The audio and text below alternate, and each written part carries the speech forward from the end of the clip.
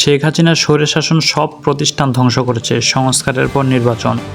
সাবেক প্রধানমন্ত্রী শেখ হাসিনা স্বৈরশাসন দেশের প্রতিটি প্রতিষ্ঠানকে ধ্বংস করে দিয়েছে বলে মন্তব্য করেছেন অন্তর্বর্তীকালীন সরকার উপদেষ্টা ডক্টর মোহাম্মদ ইউনূস। তিনি বলেন, এমন একটি সময়ে এসে দেশে দায়িত্ব নিয়েছি যখন প্রায় সব ক্ষেত্রেই চরম বিশৃঙ্খলা।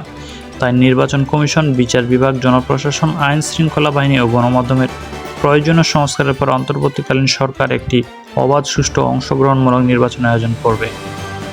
রাজধানীর একটি হোটেলে আজ রোববার দুপুরে ঢাকায় বিদেশি বিভিন্ন মিশনের রাষ্ট্রদূত ও জাতিসংঘের আন্তর্জাতিক সংস্থার প্রতিনিধিদের প্রথম ব্রিফিংয়ে ডক্টর ইউনূস কথা বলেন। গণতান্ত্রিক ভবিষ্যতের নবযাত্রায় বাংলাদেশ বন্ধু, অংশীদার ও আন্তর্জাতিক সম্প্রদায়ের পাশে থাকবে বলে আশাবাদ ব্যক্ত করেন তিনি।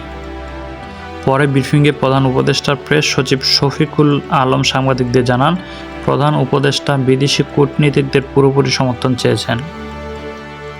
প্রধান উপদেষ্টা বলেন, বাংলাদেশের বন্ধুদের মধ্যে থাকতে পেরে আনন্দিত। 2 সপ্তাহ আগে বাংলাদেশের দ্বিতীয় বিপ্লবের সাক্ষী হয়েছে। শেখ হাসিনার নৃশংস স্বৈরাচারের বিরুদ্ধে জেগে উঠেছিল লাখো জনতা, কিন্তু তার দলের ছাত্র সংগঠন ও শুধুমাত্র আইন শৃঙ্খলা বাহিনী বাংলাদেশের স্বাধীনতার পর থেকে দেশে ভয়াবহতম বেসামরিক গণহত্যার পর তিনি দেশ ছাড়েন। ডক্টর মোহাম্মদ ইউনূস বলেন, আমি সেই সমস্ত বীর ছাত্র এবং নিরীহ মানুষদের প্রতি গভীর শ্রদ্ধা জানাই যারা সর্বোচ্চ আত্মত্যাগ করেছেন। আমাদের সম্প্রীতি স্মৃতিতে অন্য কোনো দেশের ছাত্রদের তাদের গণতান্ত্রিক আকাঙ্ক্ষা প্রকাশের জন্য এই মূল্য দিতে হয়নি, যেখানে একটি বৈষম্যমুক্ত, ন্যায়সঙ্গত এবং পরিবেশ বান্ধব একটি দেশের স্বপ্ন দেখতে হয়েছে, যেখানে প্রতিটি নাগরিকের মানবাধিকার সম্পূর্ণরূপে সুরক্ষিত থাকবে।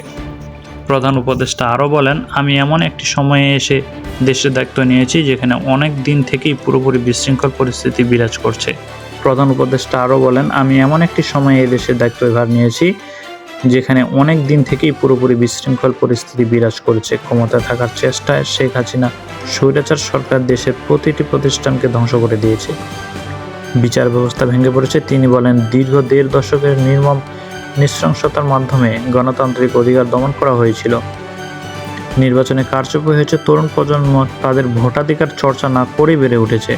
সম্পূর্ণ রাজনৈতিক পৃষ্ঠপোষকতায় ব্যাংক লুট হয়েছে আর ক্ষমতার অপব্যবহার করে লুণ্ঠন করা হয়েছে রাষ্ট্রীয় কোষাগার। ডক্টর ইউনূস বলেন, দেশ নিয়ে ছাত্রদের একটি স্বপ্ন আমাদের মুগ্ধ করেছে, যে স্বপ্ন একটি নতুন যুগের সূচনা করেছে। তিনি বলেন, ছাত্ররা এমন একটি দেশের স্বপ্ন দেখেছে যেখানে মানুষ তাদের রাজনৈতিক, ধর্মীয় বা জাতিগত পরিচয় নির্বিশেষে নিজেদের আকাঙ্ক্ষা পূরণ করতে ও মত প্রকাশের পূর্ণ স্বাধীনতা ভোগ করতে পারবে। সরকার গণতন্ত্র, ন্যায় বিচার, মানবাধিকার ও বাক স্বাধীনতা সমুন্নত রাখবে। অন্তর্বর্তী সরকারের সর্বোচ্চ অগ্রাধিকার আইন শৃঙ্খলা পরিস্থিতি নিয়ন্ত্রণে আনা বলে উল্লেখ করে প্রধান উপদেষ্টা সশস্ত্র বাহিনীকে বেসামরিক শক্তির সহায়তা কাজ চালিয়ে যাবে যতক্ষণ পর্যন্ত না পরিস্থিতি নিশ্চিত হবে।